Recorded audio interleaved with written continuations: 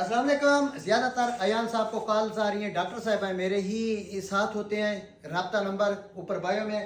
ज़्यादातर जो है ना इनको जो कॉल्स आ रही हैं जो कि प्लेटलेट्स डाउन हो चुके हैं।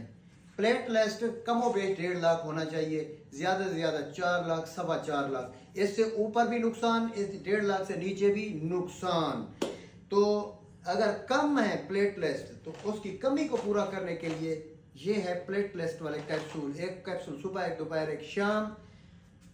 नीम गरम बकरी के दूध हो, गाय का दूध हो, उसके साथ लेना होता है। महीने में आपके अगर प्लेटलेट्स जिनके 40,000 थे तो महीने में 1,60,000 हुए, मतलब 1,10,000 प्लेटलेट्स की एक महीने में इनसे जो है ना रिकवरी हुई है। तो प्लेटलेट्स की कमी का नुस्खा बलोच दवाखाने कम एक सौगात है, सौगात। आंखें बंद करके आप इस्तेमाल कर सकते हैं, इंशाल्लाह रिजल्ट मिलेगा।